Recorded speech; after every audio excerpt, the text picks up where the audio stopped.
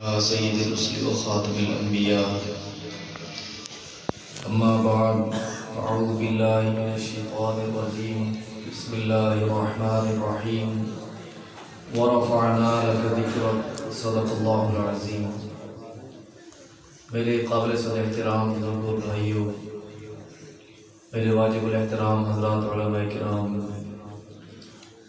اللہ رب العزت کے فضل و کرم اور اس کی توفیق سے میں اور آپ اس وقت حضور سرور کائنات رحمت للعالمین خاتم النبیین حضرت محمد رسول اللہ صلی اللہ علیہ وسلم کی سیرت طیبہ کے مقدس عنوان پر منعقد ہونے والے اس خالص دینی اور روحانی پروگرام میں شرکت کی سعادت حاصل کر رہے ہیں۔ دعا ہے کہ اللہ رب العزت اپنی بارگاہ میں میری اور آپ کی اس حاضری کو قبول فرمائے۔ جس مقدس عنوان پر یہ پروگرام منعقد کیا گیا، آپ نے مجھ سے قبل بھی علماء کرام کے بیانات سماعت فرمائے، شعراء کا نعتیہ کلام سنا، اور میرے بعد بھی انشاءاللہ العزیز خطیب ابن خطیب حضرت مولانا محمد عمیر فاروقی صاحب متزل و تفصیلی خطاب فرمائیں گے، اور برادرم مولانا حافظ عثمان مرتضیٰ صاحب نعتیہ کلام پیش فرمائیں گے۔ ان سے قبل اپنے میزبانوں، ہمارے بزرگ، ہمارے محترم جناب ماسٹر فیض الرحمن صاحب متزل، برادرم جناب ثاقب صاحب، ان احباب کے حکم پر، ان کی مخلصانہ دعوت پر انتہائی اختصار کے ساتھ چند ضروری گزارشات عرض کرنا چاہوں گا۔ میرے بزرگوں اور بھائیوں، یہ پروگرام جو کہ ربیع الاول کے مہینہ سے شروع ہوتے ہیں، اب ماشاءاللہ مساجد کی تعداد اتنی بڑھ چکی ہے کہ ربیع الاول کے مہینہ میں یہ پروگرام سمٹ نہیں پاتے۔ اب ربیع الثانی بھی تقریباً آدھا گزرنے کو ہے، لیکن یہ سلسلہ پروگرام کا ابھی جاری ہے، اور صرف یہاں نہیں، پوری دنیا میں جہاں جہاں مسلمان موجود ہیں وہ ربیع الاول کے مہینہ میں اپنے اپنے انداز میں نبی پاک صلی اللہ علیہ وسلم کی شان بیان کرتے ہیں، اور یہ سلسلہ انشاءاللہ العزیز تا قیامت جاری رہے گا۔ ہم مسلمان یہ نظریہ رکھتے ہیں کہ جس مبارک مجلس میں نبی پاک صلی اللہ علیہ وسلم کی شان بیان ہوتی ہے، نبی علیہ السلام کا مبارک تذکرہ ہوتا ہے، اس مجلس پر، اس محفل پر اللہ کی رحمتیں نازل ہوتی ہیں۔ یہ انتہائی مبارک عمل ہے جس سے ہمارے ایمان کو تازگی حاصل ہوتی ہے۔ ہم علماء سے آپ صلی اللہ علیہ وسلم کی سیرت طیبہ کے مختلف پہلوؤں پر بڑی قیمتی باتیں سنتے ہیں، لیکن اس کے ساتھ ساتھ ہمیں اس بات کو بھی محفوظ رکھنا چاہیے، یہ ایکو رقم کرتے ہیں، یہ آواز بار بار آتی ہے، کہ پروگرام کی حد تک تو میں نے وضاحت کر دی کہ یہ ضروری بھی ہیں، ہماری سعادت بھی ہے ایسے پروگراموں کا حصہ بننا، اور ہمارے لیے انتہائی اجر و ثواب کا باعث ہے۔ ہر نیک عمل کا اجر نیت کے مطابق ملتا ہے، لیکن اس کے ساتھ ساتھ ہم نے اپنی جگہ یہ بات سوچنی ہے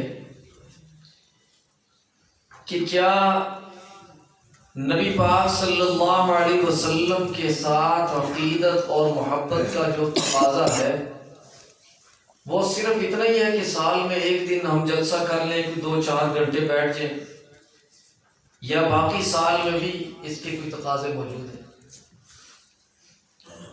میں کوشش کروں گا کہ بات کو سادہ الفاظ میں، عام فہم انداز میں عرض کروں تاکہ آپ کو بات سمجھ آ سکے۔ میں نے ایک سوال رکھا ہے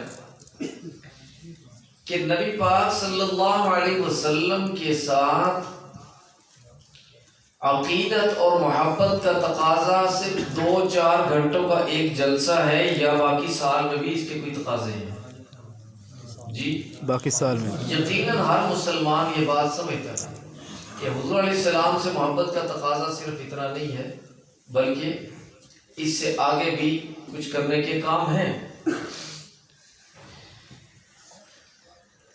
اور ہم یہ بات بھی جانتے ہیں کہ اللہ رب العزت نے ہمیں اپنے حبیب پاک صلی اللہ علیہ وسلم کا امتی بنا کر ہمارے اوپر اتنا بڑا احسان کیا کہ ہم قیامت کی صبح تک سجدے کی حالت میں پڑے رہیں، اللہ کا شکر ادا نہیں کر سکتے. اس لیے کہ نبی علیہ السلام کے صدقے ہمیں اتنے انعامات اور احسانات ملے ہیں کہ جو کسی شمار میں نہیں. آپ جانتے ہیں دنیا کے ہر ملک میں، ہر معاشرے میں قانون ہوتے ہیں، حتیٰ کہ ہر ادارے کے قانون ہوتے ہیں. تو کسی ملک کا قانون ہے، اس کی کسی نے خلاف ورزی کر دی، کوئی جرم کر دیا، جرم ثابت ہو جائے.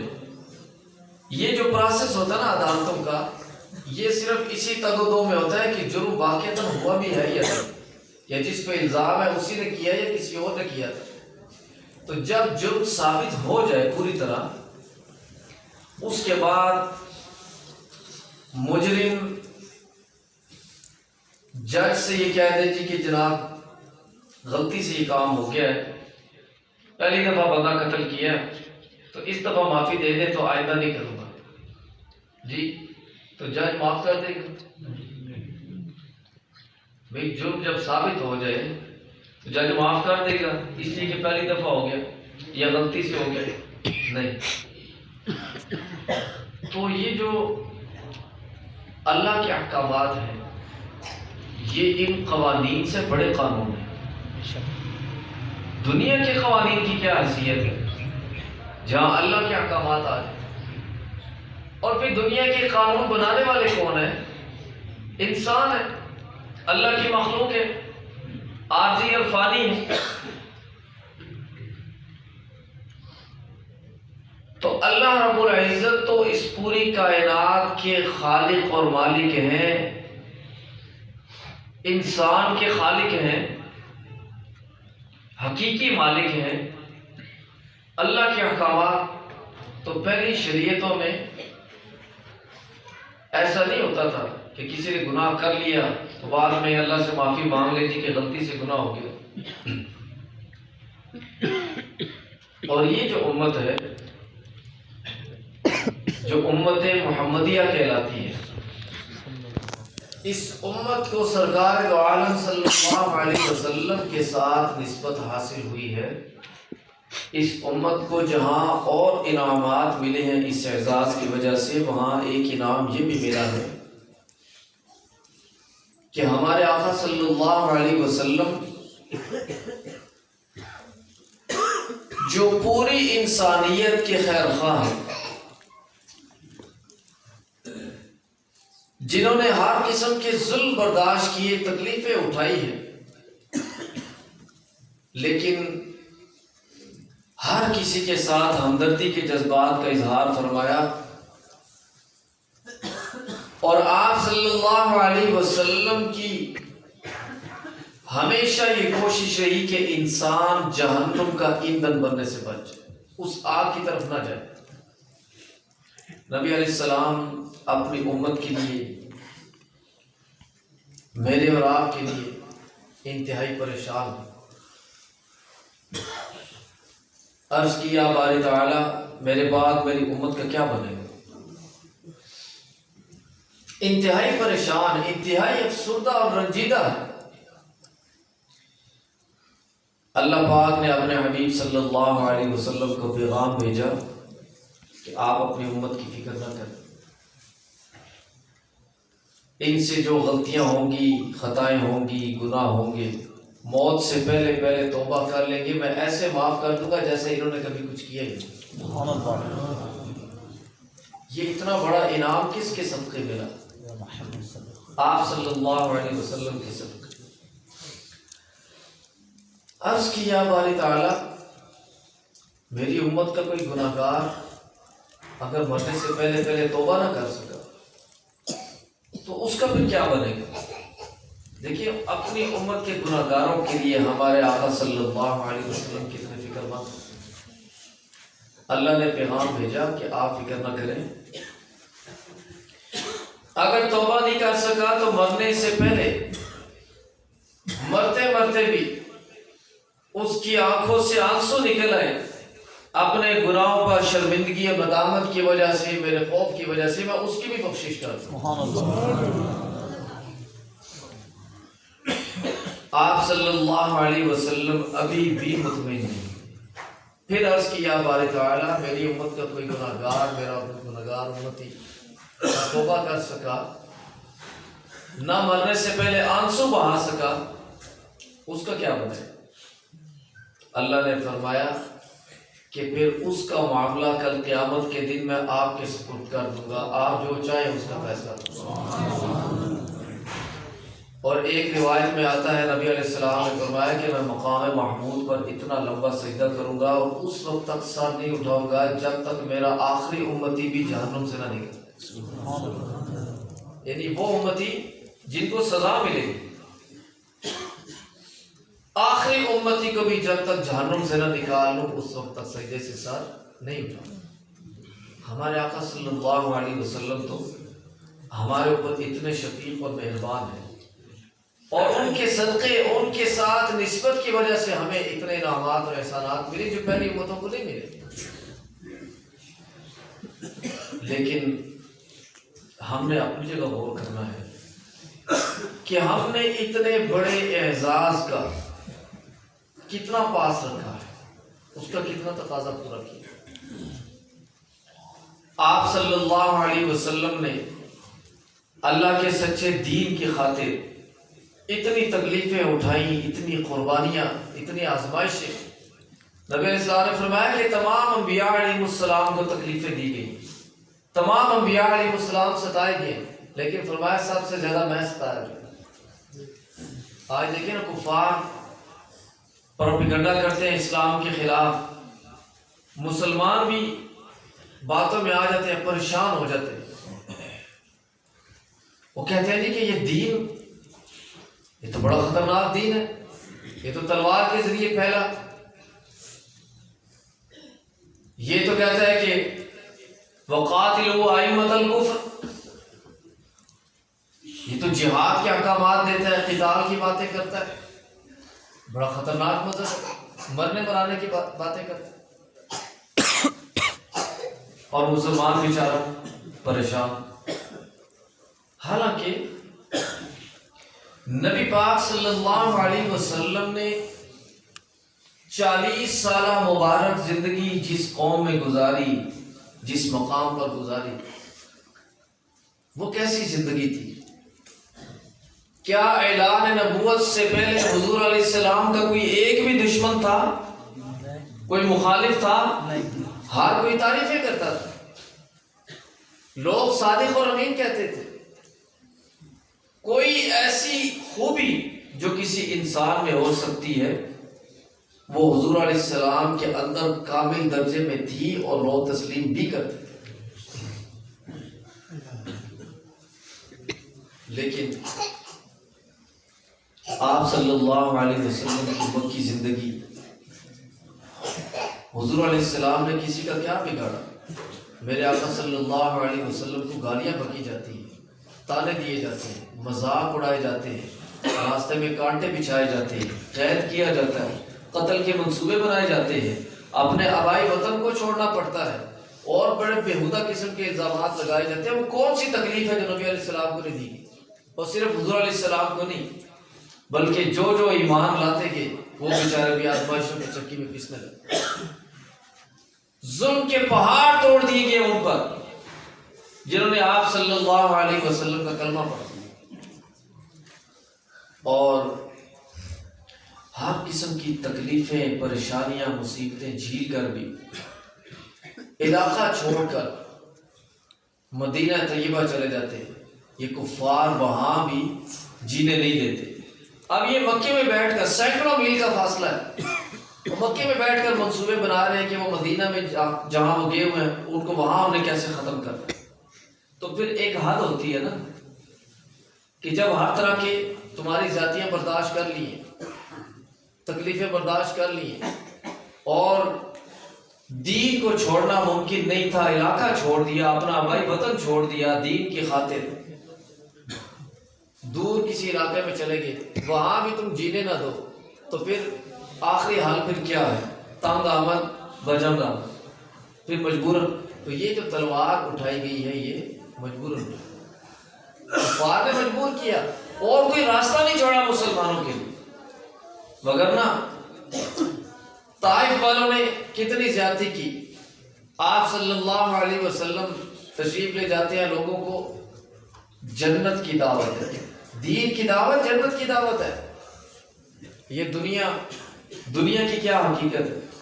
میں اکثر ساتھیوں کو بتاتا ہوں، میں نے ایک جگہ تصویر دیکھی، ایک بڑی خوبصورت اور عالی شان قسم کی کوٹھی، بہت بڑی محل کی طرح بنی ہے. اس کے اوپر عبارت لکھی ہوئی ہے، اوپر لکھا ہوا ہے جی کہ امیر آدمی کا گھر، اور ساتھ ایک جھوپڑی کی تصویر ہے، اس کے اوپر لکھا ہوا ہے غریب آدمی کا گھر. بھئی جو زیادہ سے زیادہ غریب ہوگا تو کم از کم جھوپڑی تو ہوگی نا، کوئی ترپال لے کے جھوپڑی تو بنا ہی دے گا. تو ایک طرف امیر آدمی کا گھر، دوسری طرف غریب آدمی کا گھر، اور نیچے دو تصویریں ہیں، دو قبروں کی. ایک پہ لکھا ہوا امیر آدمی کی قبر اور دوسری پہ لکھا ہوا ہے غریب آدمی کی قبر، اور قبریں دونوں ایک جیسے. اب دیکھیں اگر انسان تھوڑا سا بھی غور کرے، یہ امیری اور غریبی کا فرق دنیا کے اندر ختم ہو جاتا ہے، دنیا کے اندر ختم ہو جاتا ہے. کوئی کروڑ پتی ارب پتی آدمی فوت ہو جائے، آپ نے کبھی سنا کہ کسی کی قبر کو اندر سے ہیرے جواہرات سے بھرا گیا ہو، اندر سونے کی اینٹیں لگائی گئی ہوں؟ سنا ہے کبھی؟ جی خبر دونوں کی ایک جیسی. تو دنیا کے اندر فرق ختم ہو جاتا ہے. یہ زندگی امیر سے امیر ترین آدمی کی بھی گزر جانی ہے، اور غریب سے غریب ترین آدمی کی بھی گزر جانی ہے. کوئی صحت مند ہے اس نے بھی دنیا چھوڑنی ہے، جو بیمار ہے بیچارہ اس نے بھی چلے جانا ہے، کوئی کمزور ہے، کوئی طاقتور ہے، کوئی جیسا بھی. تو یہ تو عارضی، وہ آخرت کا جہاں وہ دائمی ہے، آخرت کی نعمتیں دائمی ہیں، جنت دائمی ہے، موت کا خوف نہیں ہے وہاں، بیماری کا خوف نہیں. آج تو بیماریوں نے بیڑا غرق کر کے رکھ دیا انسانیت کا، ایسی ایسی بیماریاں جن کا علاج ہی نہیں. دنیا میں سب سے زیادہ ریسرچ میڈیکل سائنس کے اوپر ہو رہی ہے. انسان دیکھیں ترقی کرتے کرتے چاند پہ پہنچ گیا. یہ ساری کی ساری ترقیاں زیرو پہ چلی جاتی ہے جب انسان کا اپنا وجود بیماریوں سے محفوظ ہو. انسان کے پاس کوئی حل نہیں، بے بس. بڑے بڑے بلند و بانگ دعوے کرنے والا انسان بے بس. انسان کے پاس میں کچھ نہیں، سب کچھ ہے تو کس کے قبضے میں ہے؟ اللہ کے قبضے، اس کے اختیار میں. تو میرے بزرگوں بھائیوں، آپ صلی اللہ علیہ وسلم طائف والوں کو دین کی دعوت دینے کے لیے تشریف لے گئے. اب دیکھیے دعوت دینا تو کوئی جرم نہیں ہوتا کہ ہے، دعوت دینا جرم نہیں ہے. آگے انسان کی مرضی ہوتی ہے وہ دعوت کو تسلیم کرے یا نہ کرے. اب تفصیل میں جاؤں تو بات لمبی ہو جائے گی، اللہ معاف فرمائے. آج ہمارے میڈیا پر کیا ہو رہا ہے؟ گناہ کی دعوت دی جا رہی ہے. کوئی خیر کی دعوت بھی کبھی وہاں سے سنی؟ تو دعوت دینا تو جرم نہیں ہوتا، نہ مانو نہیں ماننی کسی نے، اس کی اپنی بدبختی. لیکن آپ صلی اللہ علیہ وسلم پر پتھراؤ کیا جاتا ہے. بستی کے آوارہ نوجوانوں کو حضور علیہ السلام کے پیچھے لگا دیا جاتا ہے، حتیٰ کہ کسی بدبخت نے کتے حضور علیہ السلام کے پیچھے چھوڑے. کتے آئے، جب آپ صلی اللہ علیہ وسلم کا نورانی چہرہ دیکھا، روایات میں لکھا ہے وہ کتے ایسے بھاگے کہ اس کے بعد دوبارہ کبھی اس بستی میں نظر نہیں آئے. سبحان اللہ. لیکن ان ظالموں نے حضور علیہ السلام پر اتنا ظلم کیا، اتنا مارا، نبی علیہ السلام گر جاتے، دوبارہ اٹھاتے پھر مارتے. قصور کیا ہے؟ لا الہ الا اللہ. نبی علیہ السلام نے جا کر کسی کو زبردستی مسلمان نہیں کیا، کسی کی گردن پہ چھری نہیں رکھی، کسی کی توہین نہیں کی، کسی کو گالی نہیں دی، نبی علیہ السلام کا مزاج نہیں، لیکن اتنا ظلم، اتنی زیادتی، تو بستی سے باہر تشریف لاتے ہیں، جسم مبارک سے اتنا خون نکلتا ہے کہ آپ علیہ السلام کے مبارک جوتے بھی خون سے سرخ ہو چکے، اتنا خون نکلتا۔ حضرت جبریل امین حاضر ہوئے، اجازت مانگی کہ ان بستی والوں نے اتنی زیادتی کی ہے، آپ اجازت دیں دو پہاڑوں کو آپس میں ایسے ملا دوں کہ ان کی ہڈیوں کا بھی قیمہ نکل جائے۔ تو اگر تلوار کے زور سے اسلام پھیلانا ہوتا تو یہ ایک واقعہ بہت بڑا واقعہ تھا، یہ کافی ہو جاتا، پورے عرب کو سبق مل جاتا کہ اس مقدس ہستی کے سامنے نہ نہیں کرنی، ورنہ ہڈیوں کا بھی قیمہ نکل جائے گا۔ نبی علیہ السلام نے کیا کیا؟ آپ علیہ السلام نے فرمایا کہ نہیں، میں اپنی ذات کی وجہ سے کسی سے انتقام نہیں لوں، انہوں نے مجھے تکلیف دی ہے، میں اللہ پہ چھوڑ دیتا ہوں۔ ان کی قسمت میں ہو سکتا ہے ایمان نہ ہو سکتا ہے اللہ پاک ان کی اولادوں کو مسلمان کر دے، اور وہی ہوا۔ یہ تاریخ شاہد ہے کہ بعد میں طائف والوں کی اگلی نسلوں نے کلمہ پڑھا اور مسلمان ہوئے۔ تو ایسے مذہب کے بارے میں یہ کہنا جی کہ یہ تلوار کے زور سے اور زبردستی پھیلایا گیا، حضور علیہ السلام سے زیادہ مقدس تو کوئی ہستی نہیں، نہ تھی، نہ ہے، نہ ہو سکتی۔ اللہ کی پوری کائنات میں، اللہ کی ساری مخلوقات میں جن کا مرتبہ سب سے افضل اور اعلیٰ ہے، اس مقدس ہستی کے ساتھ ایسے ظلم، لیکن نبی علیہ السلام نے بددعا نہیں دی، ان کا برا نہیں چاہا، ہمیشہ ہمدردی۔ تو میرے بزرگوں اور بھائیو، جس اللہ کے سچے دین کی خاطر آپ صلی اللہ علیہ وسلم نے یہ تکلیفیں اٹھائی ہیں، وہ دین آج خطرے میں ہے۔ اور یہ بات اس طرح تھوڑی سی توجہ فرمائیے گا، ہماری زندگیوں کے اندر ایک بہت بڑی انقلابی تبدیلی، دیکھیے ہماری زندگی میں کچھ چیزیں ایسی ہوتی ہیں کہ انقلابی تبدیلیاں لے کے آتی ہیں۔ مثال کے طور پہ بجلی آئی، بجلی انقلابی تبدیلی لائی نا۔ آج بجلی کی وجہ سے کتنی چیزیں چلتی ہیں، پنکھے چلتے ہیں، اے سی چلتے ہیں، یہ لاؤڈ سپیکر چل رہا ہے، لائٹیں چل رہی ہیں، گھروں کے اندر واشنگ مشینیں ہیں، فریج ہے، بے شمار زندگی کی سہولیات کا تعلق بجلی کے ساتھ ہوتا ہے، اور قدر تب آتی ہے جب 6-8 گھنٹے کے لیے بجلی چلی جاتی ہے جی، تو یوں محسوس ہوتا ہے کہ جیسے زندگی رک گئی۔ اور سب سے بڑا مسئلہ اس کو بولتا ہے جس کے موبائل کی چارجنگ بھی ختم ہوگی جی، ایسے ہی ہے نا۔ تو بجلی ایک انقلابی تبدیلی ہے ہماری زندگی میں۔ اب آج کے دور میں سوشل میڈیا یہ ایک بہت بڑی انقلابی تبدیلی، اور اس کی وجہ سے ہمیں بہت ساری آسانیاں بھی ملی ہیں، لیکن اس سوشل میڈیا کی وجہ سے ہماری نوجوان نسل کا اور آنے والی نسل کا دین اور ایمان خطرے میں ہے۔ اب ہم بڑے خوش ہیں جی کہ ہم تو بڑے نمازی ہیں، روزے دار ہیں، حج عمرہ بھی کر لیتے ہیں، باقی عبادات بھی نیکیاں بھی کرتے ہیں، لیکن یہ یاد رکھیں ہمارا دین یہ صرف ہماری ذات کی حد تک نہیں ہے۔ اللہ نے فرمایا کہ یا ایھا الذین آمنوا قوا انفسکم واہلیکم نارا، کہ ایمان والو اپنے آپ کو بھی جہنم کا ایندھن بننے سے بچاؤ اور اپنی آل اولاد کو بھی جہنم کا ایندھن بننے سے بچاؤ۔ لیکن کیا کرے، بچے ہمیشہ ماں باپ کی نظر میں بچے رہتے ہیں۔ بچہ بڑا ہو گیا، نماز کی طرف نہیں لگایا، بندہ سوچتا ہے ابھی بچہ ہے، چلو تھوڑا سا بڑا ہوگا، مزید سمجھدار ہو جائے گا تو پھر ذرا اس کو تاکید کرے گا۔ دیگر معاملات میں بھی اسی طرح، اور انہی خیالات میں پھر زندگی گزر جاتی ہے، زندگی ختم ہوتے پتہ نہیں چلتا۔ ہم کبھی کبھار جنازہ پڑھتے تھے، اللہ معاف فرمائے روزانہ اب 2-2 3-3 جنازے پڑھے جا رہے ہیں، یہ حالت ہو چکی، اس قدر کثرت کے ساتھ اموات ہو رہی، خوف آتا ہے، وقت بڑی تیزی سے گزر رہا، دیکھتے دیکھتے بچے جوان ہو جاتے ہیں، دین کے الف بے نہیں پتا، نتیجہ کیا نکلتا ہے؟ علماء سے دوری ہے، جھجک ہے، علماء کے پاس آ کر وقت نکال کر بیٹھنا، ان سے دین کو سیکھنا سمجھنا، اس کے لیے وقت نہیں ہے، مصروفیت ہے. لیکن یہ کام بڑا آسان ہے کہ موبائل فون سے یہ سہولت لے لیں.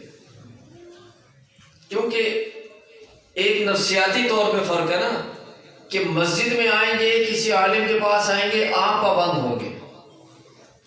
لیکن جب موبائل میں کوئی بات سننی ہے تو آپ پابند نہیں ہے، وہ آپ کا پابند ہے. آپ نے بٹن دبایا، مولوی صاحب سٹارٹ ہو گئے. جب تھک گئے، جی بھر گیا، بٹن دبایا، مولوی صاحب نے تقریر بند کر دی. تو پھر پابند تو وہ ہو گئے نا، مسجد میں آپ پابند ہیں. تو یہ ایک نفسیاتی انسان کے اوپر اثر ہوتا ہے اس چیز کا، اور شیطان وسوسے ڈالتا ہے نا، غلط کاموں کی طرف لگاتا ہے، اس طرف رغبت دلاتا ہے، نیکی کے کاموں سے جان چھڑانے کی کوشش. تو نتیجہ کیا نکلا کہ وہاں بڑے بڑے اچھے علماء، جید علماء، ان کے بیانات بھی موجود ہیں، بڑے بڑے قیمتی بیانات موجود ہیں. لیکن ساتھ ساتھ وہاں بڑے بڑے دھوکے باز اور فراڈی بھی بیٹھے ہوئے ہیں. اب ہماری نئی نسل کا دین خطرے میں اس لیے ہے کہ کوئی ایسا بندہ میرے علم میں نہیں ہے کہ جو پادری ہو، گلے میں سلیب لٹکا کے بیٹھا ہو، یا کوئی ہندو ہو ماتھے پہ ٹکا لگا کے بیٹھ گیا ہو اور وہ اسلام کے خلاف بھی بات کرے تو ہم یہ سوچیں گے کہ ہمارے بچوں کا دین خطرے میں ہے. اس سے کوئی خطرہ نہیں، اس کی بات ہمارے بچے نہیں سنیں گے. ان کو دیکھتے ہی پتہ چل جائے گا کہ یہ تو مسلمان ہی نہیں. اور خطرہ ان لوگوں سے ہے جو علماء کے حلیے میں آ جاتے ہیں، داڑیاں بھی رکھی ہوئی ہیں، پگڑیاں بھی رکھی ہوئی ہیں، لیکن اللہ معاف فرمائے ان کی گفتگو اتنی خطرناک، جو جملے وہ کہہ رہے ہیں اگر وہی جملے ہم اپنی زبان سے نکالیں گے تو ہمارے سینے سے ایمان جاتا رہے گا. یہ اتنا خطرناک معاملہ ہے. لیکن افسوس ہم نے خود اس چیز کو سمجھا نہیں کہ ہمارے ساتھ ہو کیا رہا. بچوں کو ہم نے کیا سمجھانا ہے؟ کسی زمانے میں گھروں کے اندر بھی دین سکھایا جاتا تھا، بلکہ کہتے ہیں نا کہ بچے کی پہلی درسگاہ، پہلی تربیت گاہ ماں کی گود ہوتی. وہ زمانے تھے جب مائیں بچوں کو لوری سناتی، قرآن کی تلاوت کیا کرتی تھی. ہم بعض اولیاء اللہ کے حالات پڑھتے ہیں، ماں کی گود میں اتنا قرآن سنا، جب گود سے اٹھے قرآن کے حافظ بن چکے. بڑے بڑے اولیاء اللہ بزرگان دین، ان کے حالات پڑھے. بچپن میں ان کی تربیت ہوئی، چھوٹی عمر میں ان کی بنیاد رکھی گئی. کیا آج بھی ہماری مائیں اس قابل ہیں کہ قرآن پڑھ سکے؟ دین کا پتہ نہیں، ٹی ویوں سے فرصت نہیں مل رہی، موبائلوں سے فرصت نہیں مل رہی. شام کو گھر میں سارے گھر کے افراد اکٹھے بھی ہوتے ہیں تو ہر کوئی اپنے اپنے موبائل میں لگا. نتیجہ کیا نکلا کہ ہم نے اپنی ایک پوری نسل کو ان لٹیروں کے ہاتھ میں دے دیا. کیونکہ جو لوگ دین کے نام پر غلط باتیں بتا رہے ہیں، یہ دین اور ایمان کے لٹیرے ہیں. اب آپ میں بعض لوگ سوچ رہے ہوں گے کہ یہ تو بڑی سخت بات کر رہا ہے. میں بات سمجھانے کے لیے ایک مثال عرض کرتا ہوں. یہ جب کوئی عالم، کوئی بزرگ نکاح پڑھاتے ہیں تو دولہے کو کلمہ پڑھاتے ہیں جی. پہلے تو سنتے تھے، آج کل کے دولہے بھی وہ پھر آج کل کے ہی. اور پہلے مولوی صاحب کو کان میں کہہ دیتے ہیں جی کہ سنیو نا، آپ ہی کہلا دیو جی. تو یہ کلمہ کیوں سنا جاتا ہے، کیوں پڑھایا جاتا ہے؟ کیا مولوی صاحب کو دولہے کے مسلمان ہونے پہ کوئی شک ہے؟ باقی کاموں میں کوئی کلمہ نہیں سنا جاتا، نکاح کے لیے کیوں جی؟ کبھی سوچا آپ نے؟ اس کی وجہ یہ ہے کہ زندگی میں انسان سے کوئی ایسا عمل، کوئی ایسا جملہ زبان سے نکل جاتا ہے جس سے ایمان ضائع ہو جاتا ہے، پتہ نہیں چلتا. تو اس نکاح کی صورت میں جو ایک رشتہ جڑ رہا ہے، اس کا تعلق آنے والی نسل کے ساتھ ہے. اس لیے بزرگوں کا یہ طریقہ ہے تاکہ آنے والی نسل کے بارے میں کسی قسم کا کوئی شک شبہ نہ. تو میرے بزرگوں اور بھائیوں، ایسے ایسے خرافات دین کے نام پر، اور پھر باقاعدہ دلائل دیے جاتے ہیں اس پر قرآن سے، احادیث سے. ہماری نوجوان نسل نہ ان کو اسکول میں دین سیکھنے کو ملا، نہ کالج میں، نہ یونیورسٹی میں، نہ مسجد میں، نہ گھر میں۔ آخر ہمیں سوچنا چاہیے نا ہماری نئی نسل دین لے گی کہاں سے؟ مسجد میں بھی آتے ہیں جمعے کے وقت تو بالکل جب خطبہ شروع ہوتا ہے، اب خطبہ عربی میں، باتیں تو بہت قیمتی ہیں اس کے اندر بھی، لیکن وہ ہے عربی میں، عربی آتی نہیں تو دین کہاں سے سیکھا؟ صرف نماز پڑھنے سے سارا دین آ گیا؟ تو کہیں دین نہیں سیکھا۔ نتیجہ کیا نکلا؟ ایک آدمی اپنی طرف سے بھی کوئی بات کہہ کے بتا دے کہ جی حدیث ہے، لوگ مان لیں گے، یا غلط ترجمہ کرے گا لوگ مان لیں گے، کیونکہ خود جو دین کی سمجھ نہیں۔ کوئی موٹی موٹی باتیں بھی دین کی پتہ ہونا تو لوگوں کو اندازہ ہو جاتا ہے کہ بندہ کوئی گڑبڑ کر رہا ہے، لیکن بالکل الف بے نہیں پتہ دین کی۔ نتیجہ کیا نکلا کہ لوگ دین کے نام پر غلط باتیں۔ تو کم از کم ہمیں اپنے بچوں کو زیادہ دین نہیں سکھا سکتے، ایک بات تو ضرور بتانی چاہیے کہ بیٹا آپ سوشل میڈیا پر اول تو دین کی بات سنیں نہیں، جو اصل سنت طریقہ ہے وہ کیا ہے؟ آپ صلی اللہ علیہ وسلم مسجد میں تشریف فرما ہوتے، صحابہ علیہ رضوان کا حلقہ ہوتا اور وہاں دین سیکھنے سکھانے کا عمل ہوتا، جگہ بھی مبارک اور عمل بھی مبارک۔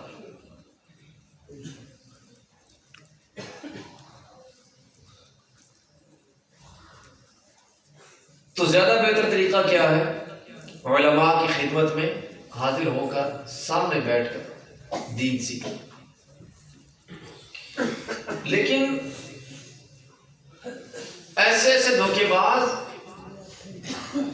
دین کے نام پر گفتگو، دین کے حلیے میں گفتگو، اور گفتگو میں کیا ہے جو بات خطرے والی ہے، جو زیادہ خطرے والی ہے۔ ایک موٹی بات عرض کرتا ہوں، ویسے تو متنازع باتیں بہت ساری ہیں، ایک موٹی بات عرض کرتا ہوں۔ ہمارا دین یہ دین ادب ہے، دین ادب ہے یا نہیں؟ بے شک دین ہمیں ادب سکھاتا ہے، احترام سکھاتا ہے۔ ہم نے کلمہ پڑھا حضرت محمد رسول اللہ صلی اللہ علیہ وسلم کا، اللہ نے نبی بھیجے 1.25 لاکھ۔ ہمارا دین ہمیں تمام انبیاء کا ادب سکھاتا ہے یا نہیں؟ کبھی یورپ کے اندر کسی ملک میں حضور علیہ السلام کی گستاخیاں کی جاتی ہیں، مسلمان غصے میں آتے ہیں، ہم احتجاج کرتے ہیں، لیکن کبھی آپ نے سنا کہ کسی مسلمان نے غصے میں آ کر جوابی طور پر نعوذ باللہ حضرت عیسیٰ علیہ السلام کی توہین کی کہ عیسائیوں نے چونکہ ہمارے آقا صلی اللہ علیہ وسلم کی توہین کی ہے تو ہم جواب میں حضرت عیسیٰ علیہ السلام کی توہین کریں؟ کبھی سنا آپ نے؟ کیوں ایسا نہیں ہوا؟ اس لیے کہ مسلمان کسی بھی پاک پیغمبر کی توہین کا تصور بھی نہیں کر سکتے۔ اگر یہ موجودہ بدبخت ایسی حرکتیں کرتے تو اس میں حضرت عیسیٰ علیہ السلام کا تو کوئی قصور بھی نہیں نا، یہ ہو نہیں سکتا۔ تو ایسا مسلمان سوچ بھی نہیں سکتے۔ فقہ میں ہم حضرت امام اعظم ابو حنیفہ رحمۃ اللہ علیہ کی تقلید کرتے ہیں، لیکن فقہ کے باقی جتنے بھی امام ہیں ان سب کا بھی ادب اور احترام اسی طرح کرتے ہیں۔ ہمارا دین دین ادب ہے، یہ ہمیں احترام سکھاتا ہے، شخصیات کا بھی احترام سکھاتا ہے، مسجد کا ادب سکھاتا ہے، قرآن کا ادب سکھاتا ہے، استاد کا ادب سکھاتا ہے، ماں باپ کا ادب، اپنے سے ہاتھ بڑے کا ادب، حتیٰ کہ میت کا ادب۔ میت سے پیچھے چلنے کا حکم کیوں ہے؟ میت کا ادب ہے۔ قبر کا ادب سکھاتا ہے۔ کوئی بچہ بھی قبرستان میں غلطی سے قبر پہ چڑھ جائے تو بڑے بزرگ منع کرتے ہیں کہ بیٹا ادھر سے سائڈ ہو جائے، ادھر قبر۔ تو ہمارا دین دین ادب ہے۔ ہمارے دین میں ہر گناہ قابل معافی ہے، لیکن اللہ نے قرآن میں ایک چیز کے بارے میں واضح فرما دیا کہ ان اللہ لا یغفر ان یشرک بہ، ہر چیز کو معاف کر سکتا ہوں، شرک کو معاف نہیں کروں گا۔ قرآن میں واضح اعلان فرما دیا اللہ نے۔ شرک کس کو کہتے ہیں؟ اللہ کی ذات میں یا اس کی صفات میں کسی کو شریک ٹھہرانا، اسی کو شرک کہا جاتا ہے۔ اب لوگوں نے اپنے اپنے جھوٹے خدا بنا لیے، کسی نے بتوں کی پوجا شروع کر دی، کسی نے آگ کی، کسی نے چاند سورج کی، کسی نے گائے کی، مختلف۔ تو سب سے بڑا گناہ شرک، اور جن کو شریک ٹھہرایا جا رہا ہے اللہ فرماتے ہیں وَلَا تَسُبُّوا الَّذِينَ يَدْعُونَ مِن دُونِ اللَّهِ، جن جھوٹے خداؤں کو اللہ کے ساتھ شریک ٹھہراتے ہیں ان کو بھی گالی نہیں دینا۔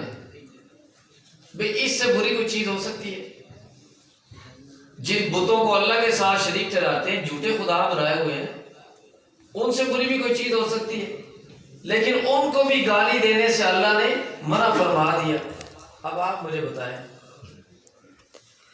کوئی بندہ اپنا کیمرہ رکھ کر بیٹھ جائے کہیں اور اولیاء اللہ کی توہین کرنی شروع کر دے، ان کی کرامات کا مذاق اڑانا شروع کر دے، ائمہ فقہا کی توہین، محدثین اور مفسرین کی توہین، حضرات صحابہ کرام رضوان اللہ علیہم اجمعین کی توہین، حتیٰ کہ انبیاء علیہ السلام جو اللہ کی مخلوق میں سب سے مقدس ہستیاں ہیں ان کی توہین شروع کر دے اور حوالے دے قرآن سے یا حدیث سے، تو بات مان لو گے اس کی؟ نہیں جی، لیکن لوگ مان رہے ہیں۔ مجھے اسی لیے یہ اتنی تفصیل بتانی پڑی، لوگ مان رہے ہیں۔ وہ جی وہ تو دلیل سے بات کر رہا ہے جی، وہ جی وہ تو حدیث پیش کر رہا ہے، وہ تو حدیث کا حوالہ دے رہا ہے۔ بھئی میں آپ کو ایک بڑی سمپل سی بات بتانے لگا، میں الحمدللہ اللہ کے فضل سے اس کا لاکھ لاکھ شکر ہے، الحمدللہ قرآن کا حافظ ہوں۔ مجھے کوئی ایک آیت قرآن کی، یہاں ماشاءاللہ علماء کی ایک بڑی طویل قطار بیٹھی ہوئی ہے دونوں طرف، قرآن کی کوئی ایک آیت بتا دے کوئی شخص بھی جس سے تھوڑی سی بھی گنجائش نکلتی ہو کہ ہم ان مقدس ہستیوں میں سے کسی کی بھی توہین کر سکتے ہیں، کوئی ایک آیت یا نبی علیہ السلام کی کوئی ایک حدیث کوئی مجھے دکھا دے کہ جس سے تھوڑی سی بھی گنجائش نکلتی ہو کہ انبیاء علیہ السلام، صحابہ، تابعین، تبع تابعین اور اولیاء اللہ بزرگان دین، ان کی توہین کی جا سکتی ہے، میں اپنی ساری باتیں واپس لے لوں۔ اب اس سے بڑی تو کوئی بات نہیں ہو سکتی۔ تو دیکھیں لوگ دھوکے سے کام لیتے ہیں، من گھڑت جھوٹے قصے کہانیوں کا سہارا لے کر، آیات کا غلط مطلب، اپنی مرضی کا مطلب نکال کر، احادیث کے غلط ترجمے کر کے، اور پھر جن علماء نے ترجمے لکھے ہوئے ہیں انہی علماء کے خلاف باتیں۔ آج دیکھیں نا کوئی بھی آدمی بیٹھ کر پوری امت کے اکابرین کو بھونکتا ہے، تو آپ مجھے بتائیں اس نے دین کہاں سے لے لیا؟ اس کے اوپر نازل ہوا، کوئی رات کو وحی نازل ہوتی ہے اس کے اوپر، کیسے دین لیا اس نے؟ کدھر سے کتابیں پڑھی؟ اکابرین نے امت کی لکھی ہوئی ہے نا، انہی بزرگوں کی لکھی ہوئی ہے۔ وہ ایک عالم نے ایک واقعہ لکھا کہ کوئی صاحب تھے کسی محکمے سے ریٹائر ہوئے اور ان کے پاس آئے تو ان کو کہنے لگے جی کہ میں قرآن پاک کی تفسیر لکھ رہا ہوں اور ایسی تفسیر لکھ رہا ہوں جو آج تک کسی عالم نے نہیں لکھی۔ بات سمجھ آ رہی ہے؟ یہ بڑی غور سے سننے والی بات ہے کہ تفسیر لکھ رہا ہوں قرآن کی اور ایسی تفسیر کی آج تک کسی عالم نے نہیں لکھی۔ تو وہ عالم فرمانے لگے کہ میں اس کی بات سن کے بڑا حیران ہوا، میں اس کو دیکھنے لگا، کہنے لگا جی کہ میں تو ایسے علماء کو کوئی خاص ویلیو نہیں دیتا ہوں، آپ سے میرا کوئی ذاتی تعلق ہے تو آپ کو چیک کروانے کے لیے لے آیا۔ نے کہا اچھا ٹھیک ہے آپ تشریف رکھیں، بیٹھ گئے۔ انہوں نے پوچھا کہ یہ تفسیر تو میں بعد میں دیکھوں گا، پہلے آپ بتائیں کہ آپ کو عربی آتی ہے؟ کیونکہ عربی صرف اس چیز کا تو نام نہیں ہوتا نا کہ انسان الفاظ کا ترجمہ جانتا ہو یا معنی کر لے، اس کی باقاعدہ ایک بڑی لمبی چوڑی گرامر ہے، دنیا کی سب سے جامع زبان عربی۔ تو کہنے لگا جی کہ نہیں عربی نہیں جانتا۔ وہ ہم سے انہوں نے کہا ابھی تو آپ کہہ رہے تھے کہ میں نے قرآن کی تفسیر لکھی ہے جو آج تک کسی عالم نے نہیں لکھی، اور عربی آپ کو آتی نہیں، قرآن تو عربی میں، قرآن کی اردو یا پنجابی میں تو نہیں ہے، کون سی زبان میں؟ عربی میں۔ وہ کہنے لگا نہیں وہ اصل میں وہ فلاں جو تفسیریں ہیں نا میں نے ان سے استفادہ کیا ہے۔ تو انہوں نے کہا کہ وہ تو ساری علماء کی لکھی ہوئی ہیں، ابھی آپ کہہ رہے تھے جی کہ میں نے ایسی تفسیر تیار کی جو آج تک کسی عالم نے نہیں کی۔ تو ابھی آپ اپنی بات سے مکر بھی نہیں ہیں. آپ کہہ رہے ہیں کہ میں نے فلاں تفسیر سے استفادہ کیا، وہاں سے نچوڑ نکالا ہے، تو وہ تو ساری علماء کی لکھی ہوئی. کہنے کا مقصد یہ ہے کہ جن علماء کی کتابوں سے باتیں نکال کر مخالفت کر رہے ہو انہی کی جی. اور پھر انہوں نے ایک اور سوال پوچھا. انہوں نے کہا کہ یہ بتائیں کہ ساری زندگی جس محکمے میں آپ نے گزاری ہے، جہاں سے آپ ریٹائر ہوئے ہیں، جس کام کا واقعتاً آپ کے پاس تجربہ ہے، ایکسپیرینس ہے، اس محکمے کے بارے میں کوئی چھوٹا سا کتابچہ بھی لکھا ہے؟ انہوں نے کہا جی نہیں. اب یہ دیکھیں یہ کتنی بڑی زیادتی اور ناانصافی ہے. جس شعبے میں انسان نے تعلیم حاصل کی، جس شعبے میں کام کیا، جس کا تجربہ ہے، اس کے لیے تو چھوٹا سا کتابچہ لکھنے کی بھی اہلیت نہیں ہے. اور قرآن اور سنت کی پاکیزہ تعلیمات کے معاملات میں آ کر نہ عالم نہ دین باقاعدہ کسی عالم سے سیکھا، اور وہاں خواہ خواہ چھیڑ خانی شروع کر دیتے ہیں. اور نتیجہ کیا نکلا وہ میں نے آپ کو بتا دی کہ مقدس ہستیوں کی توہین. اور یہ یاد رکھنا، یہ توہین والا معاملہ جو ہوتا ہے نا، یہ معمولی نہیں ہوتا. یہ وہ معاملات ہیں جن سے سینے سے ایمان نکل جاتے ہیں اور پتہ بھی نہیں چلتا. اس لیے کہ یہ دین یہ کوئی سستی چیز نہیں ہے، ناقدری کرنے والی چیز نہیں ہے. یہ دین بڑی قیمتی چیز ہے. میں نے ابھی آپ کے سامنے یہ بات کی کہ اللہ کی اس پوری کائنات میں اور اللہ کی تمام مخلوقات میں سب سے افضل اور اعلیٰ آپ صلی اللہ علیہ وسلم کی ذات اقدس ہے. اور دین وہ قیمتی چیز ہے جس دین کی خاطر نبی علیہ السلام نبی قربانیاں پیش فرمائی اور اپنے مبارک جسم کو کٹوایا ہے، تکلیفیں اٹھائی ہیں. اور پھر ہر دور میں اللہ پاک نے یہ دین یہ چنے ہوئے بندوں کے ہاتھوں میں دیا ہے اور ان سے دین کا کام لیا. یہ ایسی چیز نہیں کہ اللہ کو کوئی بندہ نہیں ملا، راہ جاتا جو مل گیا اللہ نے دین اس کے ہاتھ میں پکڑا دیا کہ چل تو آگے لے جا. ایسا نہیں ہے. یہ بڑی قیمتی چیز ہے. اور اگر ہم دین کی ناقدری کریں گے تو کیا دین ہمارا محتاج ہے یا ہم دین کے محتاج ہیں؟ اللہ کے پاس تو مخلوقات کی کمی. آج یہود و نصارہ ان کو اللہ توفیق دے کلمہ پڑھنے کی اور ان سے اپنے دین کی خدمت لے دے، اللہ اس بات پر قادر ہے.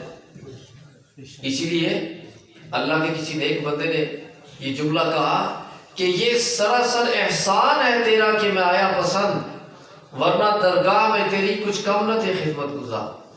یہ تو اس پروردگار کا احسان کہ اس نے ہمیں کلمہ پڑھنے کی توفیق دی، اپنا نام لینے کی توفیق دی، ورنہ ہماری کیا وجہ. تو میرے بزرگوں اور بھائیوں، سارے کاموں کے لیے ہمارے پاس وقت ہے. ایک وقت نہیں ہے تو دین کے لیے نہیں. اتنی دین کی ناقدری نہ کریں، وگرنہ اس طرح کے دھوکے باز اور فراڈیے اللہ معاف فرمائے یہ ہماری نسلوں کا دین اور ایمان چھین لے گا. اور ہم نے انشاءاللہ ایسا نہیں ہونے دینا. ہم نے تہیہ کرنا ہے.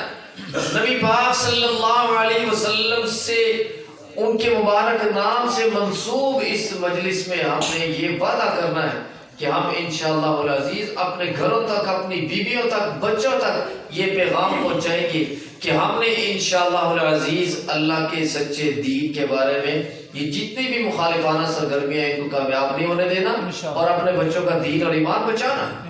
اور اس کے لیے ایک موٹی نشانی میں نے آپ کو بتا دی ہے. آپ کے بچے موبائلوں پہ مختلف چیزیں دیکھتے ہیں، خرافات سے بھی بچائیں، غیر اخلاقی چیزوں سے بھی بچائیں، اور دین کے نام پر کوئی لاکھ دلیلیں لے کر آ جائے، لیکن جو کسی بھی مقدس ہستی کی توہین کر رہا ہے آپ کو یقین ہونا چاہیے کہ اس کا سینہ خالی ہے. یہ صرف خول ہے، اوپر سے باتیں کر رہا ہے، اندر سے یہ خالی ہے. اس کے قریب نہ جائے، وگرنہ اللہ معاف فرمائے پھر ہمارے بچوں کا دین اور ایمان محفوظ نہیں رہے گا. اللہ رب العزت ہمارے بچوں کے اور ہماری قیامت تک آنے والی نسلوں کے دین اور ایمان کی عزت و آبرو کی، جان اور مال کی حفاظت فرمائے، اور ہمیں دینی غیرت کے ساتھ اپنے اس سچے دین کی خدمت کرنے کی، اس کو سیکھنے اور سمجھنے کی، اس کے لیے وقت نکالنے کی، علماء کے پاس بیٹھنے کی اور اس کے لیے محنت کرنے کی رب تعالی توفیق عطا فرمائے. وآخر دعوانا الحمدللہ.